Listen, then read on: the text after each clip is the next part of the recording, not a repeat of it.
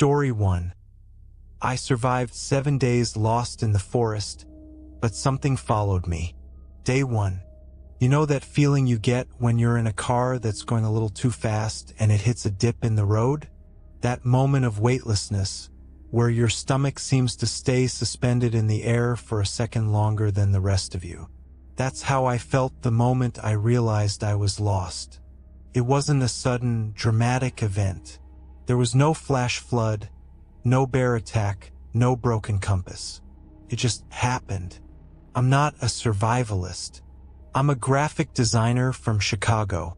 My idea of roughing it is a hotel with spotty Wi-Fi. But my friend Leo, he was the outdoorsy type. He'd been trying to get me to go on a real camping trip for years. Finally, after a particularly brutal project at work, I caved. The plan was simple. A 4-day hike along the Pine Ridge Trail in the Chequamegon-Nicolet National Forest in Wisconsin. Leo was the navigator. He had the topographical maps, the GPS, the whole 9 yards. I was just the pack mule and the comic relief. We were 2 days in when it happened. Leo, in a moment of pure overconfidence, decided to take a shortcut he'd seen on a trail forum. He wanted to show me a hidden waterfall. "It'll shave a day off our hike," he'd said, grinning. I should have said no. I should have trusted the map and the blazed trail. But I was tired, my feet were killing me, and the promise of a shorter hike was too tempting. So we veered off the main path. The trail was barely a deer path, winding through dense undergrowth of ferns and thorny bushes. The air grew thick and heavy, and the cheerful birdsong of the main trail faded into a profound silence. After an hour of bushwhacking with no waterfall in sight, Leo stopped. He frowned at his GPS. "Weird," he muttered, tapping the screen. "It's just glitching." We'd lost the path. We were in the middle of nowhere. The sun was starting its descent, painting the sky in shades of orange and purple that would have been beautiful if I wasn't starting to panic.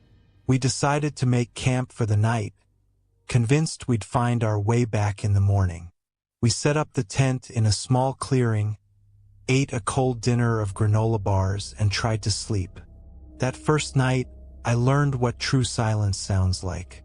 It's not empty, it's heavy, presses in on you. I lay there, listening to the frantic drumming of my own heart, and I could have sworn I heard a sound beyond the wind rustling the leaves. A soft, rhythmic thump, like something heavy moving slowly just beyond the circle of our firelight. I told myself it was a deer, a moose, my imagination. Day 2. The morning came, cold and gray. A thick fog had settled over the forest, muffling everything. Felt like the world had been wrapped in cotton wool. All our GPS devices were dead. The batteries were fresh, but they just wouldn't turn on. Leo tried to use the sun to navigate, but it was a dull, featureless disk behind the clouds. We were well and truly lost. Panic started to set in. We rationed our food, a few granola bars, a bag of trail mix, and some beef jerky. We started walking, trying to find a landmark, a stream, anything. The forest was a maze of identical-looking trees. Every mossy log looked the same, every rock, every patch of ferns. It was an endless, repeating loop. By the second day, we found a small stream and decided to follow it. It had to lead somewhere, right? But the terrain became treacherous, the banks slippery with mud. Leo slipped and sprained his ankle badly. It swelled up to the size of a grapefruit. He couldn't walk. We had to make a shelter. We found a rocky overhang, and I used my emergency blanket and some branches to create a crude lean-to. I was terrified. My friend was helpless. We were out of food, and I had no idea what to do. That night, the sound returned. It wasn't just a thump this time. It was a heavy, scraping sound, like something was being dragged across the forest floor. Then, a low, guttural breathing. It was close, too close. It was coming from just outside our little shelter. Leo was asleep, his face contorted in pain. I gripped my Swiss Army knife, my only weapon, and stared out into the darkness, my breath catching in my throat. I saw two faint, pale yellow lights in the darkness. Eyes, they didn't blink. They just watched. Days 3 and 4. The third day was a blur of exhaustion and despair. Leo was delirious with pain and hunger. The meager water we had left was brackish and tasted like rust. I knew we were both going to die here. I felt a cold, primal terror, but also a strange calm. It was a surrender.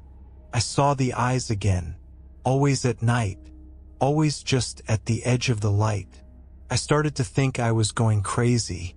Maybe I'd inhaled too much carbon monoxide from the little fire I tried to build. Maybe it was a hallucination from dehydration. But Leo saw it too. "There's something out there," he whispered to me on the 4th night, his voice scratchy. "It's not a bear. Bears don't act like that."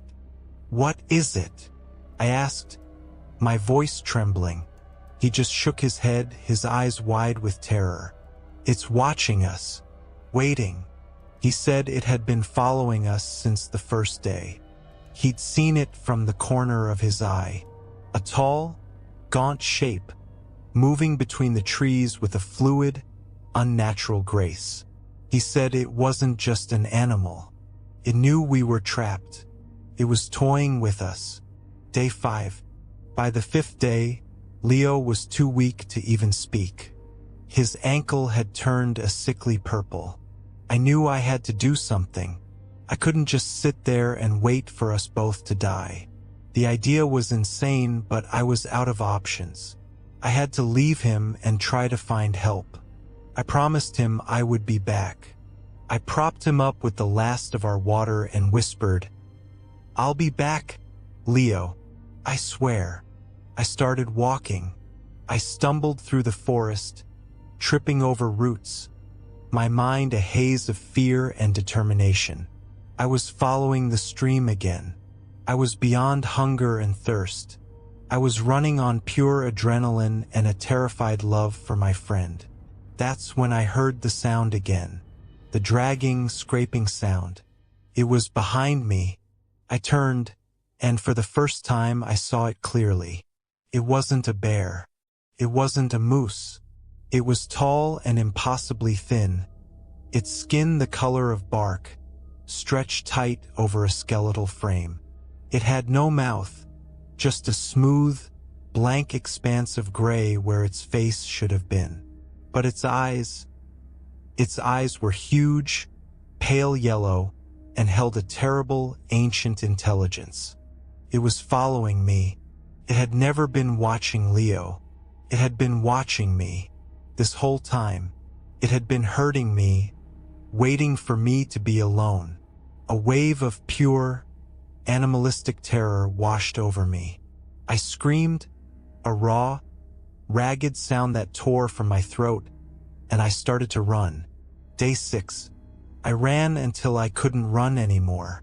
I collapsed in a heap, sobbing. But I couldn't stop. I kept pushing myself, stumbling through the forest, branches clawing at my face. I was beyond exhausted. My limbs felt like they were made of lead. I was only semi-conscious, moving on some primal autopilot. The sun set, and the forest plunged into darkness. The creature was always there, a silent, patient shadow at the edge of my vision. Its presence was a constant pressure, a weight on my soul. I was desperate. I started shouting for help, shouting for my mom, shouting for anyone. I thought I was going to die. I could feel its breath on the back of my neck, a cold, fetid air. I thought of Leo, lying helpless in that shelter. He was going to die, and it was all my fault. I kept running, tripping, crying, screaming, running. Day 7. The 7th morning was a dawn of pure miracle. I stumbled out of the tree line onto a gravel road. I'd found civilization. A few hours later, a passing ranger found me. They were shocked at my condition. Emaciated, covered in scratches, my clothes in tatters. I kept babbling incoherently about the creature, about Leo, about the thing that followed me. They went back with a search and rescue team. They found our camp. They found Leo's body. They said he died from dehydration and a septic infection from his ankle. They said I'd wandered miles from where we'd made our second camp. They said there was no trace of any creature. The official report said the trauma of being lost had caused a psychotic break, that I'd hallucinated the whole thing. They don't believe me. Nobody does. But I know the truth. I survived 7 days lost in the woods. And I saw it. I'm home now. I'm back in my apartment in Chicago. The city is loud and bright and full of people. It should be safe. But I still can't shake the feeling. It's here. I feel it watching me from the shadows under my bed. I hear its scraping sound outside my window at night. The forest might be far away, but the thing that followed me, it didn't stop following me when I reached the road. Story 2. The abandoned ranger cabin that saved my life. Until nightfall, the storm came out of nowhere. 1 minute, the sky was a beautiful, clear blue, the kind of perfect autumn sky that makes you want to live in a painting. The next, the wind was howling like a wounded animal, and the rain was coming down in sheets so thick I couldn't see 10 feet in front of me. I was on a solo photography trip in the Rockies, looking for that perfect shot of the aspen trees turning gold. A stupid, cliché reason to almost get yourself killed, I know. I'd been hiking for hours when the storm hit, and I was hopelessly lost. My map had long since turned to pulp in my raincoat pocket, and my compass was just a spinning, useless dial. The wind was so strong it was hard to stand. I knew I had to find shelter. Hypothermia was a very real and very scary possibility. I just kept walking, my head down, praying I'd find a rock outcropping, anything. That's when I saw it. Through the torrential rain, a vague shape emerged. A structure. It was a small wooden cabin. It looked ancient, the wood gray and weathered with a slightly sagging roof. A ranger cabin, I guessed, abandoned for years. The windows were dark and shuttered. It looked like something out of a fairy tale, and honestly, it was the most beautiful sight I'd ever seen. I practically ran to the porch. The door was heavy, made of solid oak, and it groaned in protest as I pushed it open. The air inside was cold and smelled of dust, dry rot, and time.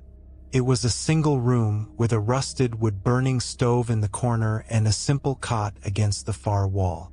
It was tiny, but it was dry. It was safe. I managed to get a fire going in the stove with some old newspaper I found and some of the wood that was stacked outside. The fire crackled to life, casting dancing shadows on the walls and filling the cabin with a much-needed warmth. The wind howled outside, rattling the shutters, but inside, I was safe.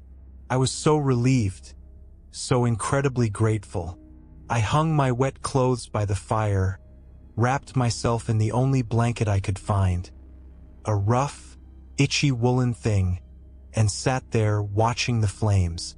I was exhausted. The adrenaline of the storm started to fade, replaced by a bone-deep weariness. I was alive. I'd be fine. It was just after sunset when I first heard it. It was a faint sound, so quiet I almost missed it. A soft, rhythmic tapping. Tap, tap, tap. coming from the wall behind the stove. I froze. The fire was crackling. The wind was howling, but the tapping was distinct. I told myself it was the wind, a branch, an old house settling. Then I heard the whispers. They were quiet, barely audible, like the rustle of dry leaves. But they were words. I couldn't make them out, but they were spoken in a language I didn't recognize. A guttural, whispering chant. The hair on the back of my neck stood up. I was on my feet, my heart pounding, staring at the wall. The tapping stopped. The whispers stopped. The silence that followed was heavier than the sound had been. "Hello!" I called out, my voice trembling. Nothing, just the wind and the rain. I tried to shake it off. I must have been more exhausted than I thought, my mind playing tricks on me. But as the night deepened, the cabin began to change. The shadows in the corners seemed to grow, stretching and contorting. They weren't just cast by the fire. They seemed to have a life of their own. I'd turn my head, and they'd be different. One would look like a long, grasping arm. Another, the silhouette of a person hunched over in the corner. I kept the fire blazing, throwing log after log into the stove. The light became my only comfort. But even the fire wasn't safe. The flames began to dance in a strange way, forming shapes that were almost recognizable. I saw faces in the fire, angry, desperate faces, staring out at me from the inferno. Then I'd blink, and they'd be gone, just an ordinary fire again. I started to feel watched, a constant, prickling sensation on the back of my neck. I was no longer alone in the cabin. The presence was palpable. It was a cold spot in the corner of the room, a weight in the air. I began to talk to myself, just to hear a human voice. I repeated facts about my life, my name, where I came from, what I did for a living, as if reminding the universe of my existence would somehow protect me. Hours later, I saw him. It was a silhouette that faded in and out of focus, like an old, flickering film reel. He stood in the corner of the cabin, near the window where I'd hung my wet clothes. He was a man, tall and broad-shouldered, wearing a ranger's uniform, but it was tattered and dirty. His face was gaunt, his eyes black and hollow. He just stood there, watching me with an expression that was both weary and malevolent. He was a ghost, a spirit, a figment of my imagination I didn't know. All I knew was that his presence was pure, undiluted evil. I didn't sleep at all that night. The next morning, the storm was over. The sun was shining, and the world looked fresh and clean. The cabin was just a dusty, abandoned room. I packed my things as fast as I could and fled. I never looked back, but I couldn't shake the feeling. I went to a local ranger station, told them I'd taken shelter in an old cabin. The ranger's face went pale. He asked me to describe it. When I did, he just nodded slowly, a grim look on his face. "That's the old Matheson cabin," he said quietly. "They don't put it on any maps anymore." "Why not?" I asked. He hesitated. Roy Matheson was the ranger stationed there in the 1970s. He was a good man, but something happened to him out there, alone for so long. They say he lost his mind. He started sending out garbled, frantic radio calls about how he wasn't alone. The next day, they found him dead in his cabin. A heart attack, they said, but a lot of people thought he'd scared himself to death. There were always rumors that cabin was wrong. He shook his head. There've been other reports since over the years. Hikers who took shelter there say they had terrible nightmares. Heard things. Some said they saw a man in a ranger's uniform, just standing there. He looked at me with pity in his eyes. "You're lucky, you know. You got out. A lot of people, they just don't leave that cabin. They vanish. They say Roy still can't stand to be alone. The cabin saved my life. It was shelter from the storm, but it came with a price.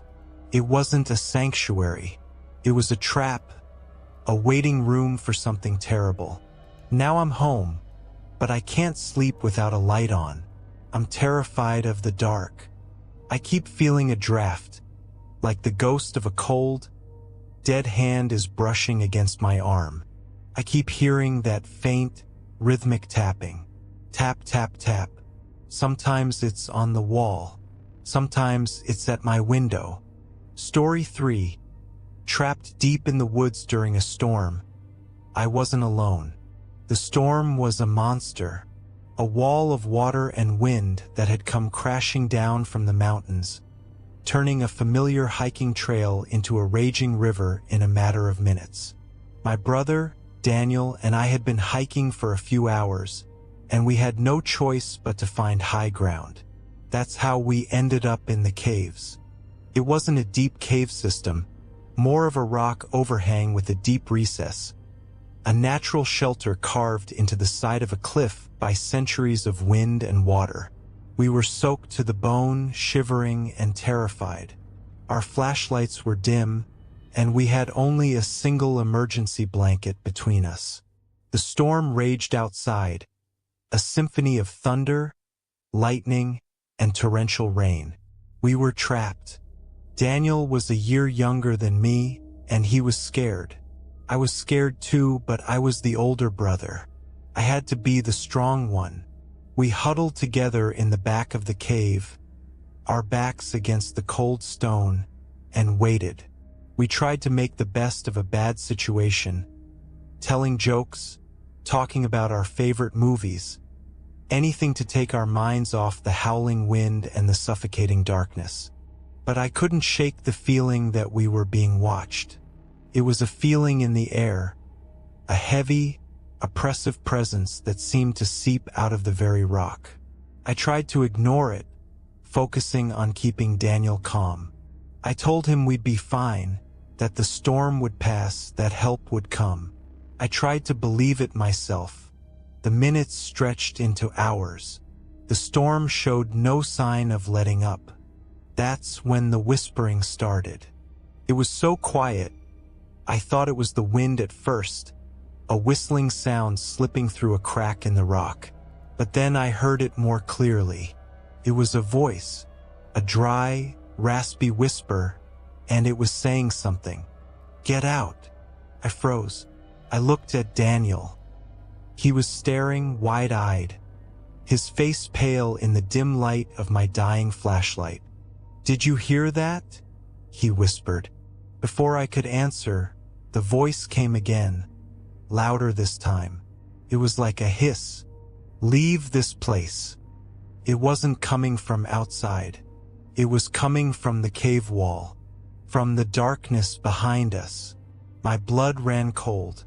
I shone my flashlight towards the back of the cave, the beam cutting through the darkness.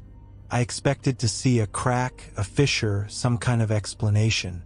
Instead, I saw a shape. It was lying on the ground, half buried in the dirt and rubble. It was a skeleton. It had been there for a long, long time. The bones were yellowed with age, its clothes rotted away to almost nothing. It was a human skeleton. I screamed, couldn't help it. I scrambled backwards, hitting my head on the low ceiling of the cave. Daniel screamed too, grabbing my arm in a death grip. The storm raged on outside, an apt soundtrack for the horror unfolding inside our tiny sanctuary. We stared at the skeleton in terror. And then, the voice came again. It wasn't a whisper anymore. It was a guttural, angry snarl that echoed in the small space. "It's mine." That's when we felt the presence. It was like a physical weight, a cold that was far colder than the air around us. It was the spirit of whoever the skeleton belonged to, a vengeful, territorial ghost that was now furious that we had disturbed its resting place. We hadn't just wandered into a cave. We had wandered into its grave. It started to move. The air in the cave began to swirl, forming a vortex of cold air and dust. The skeleton didn't move, but the air around it did, coalescing into a tall, shadowy figure with empty eye sockets that burned with a faint, malevolent light. "Get out!" I yelled to Daniel. "Run!" We scrambled for the cave entrance, slipping on the wet rocks. The wind and rain hit us like a physical blow. It was chaos, but it was better than being in that cave. We ran blindly through the forest, the ghost's howl of rage and frustration echoing in our minds. Couldn't leave the cave, but its hatred was absolute. We ran until we collapsed, exhausted and terrified. We found a spot under a massive fallen tree, shivering in the rain, and we stayed there until dawn. When the storm finally broke, we made our way back to the trail and eventually found a ranger station. We were a mess, bruised, exhausted, and clearly in shock. They took us to the hospital. We told them the story. They looked at us with pity. They said it was a common tale of survival, that the mind plays tricks on you when you're lost and scared. But I saw what I saw. Daniel saw it too. We know we weren't alone. Later, I did some research. I found out that there had been a hermit who lived in that area decades ago. He was a reclusive, violent man who was rumored to have attacked anyone who got too close to his home.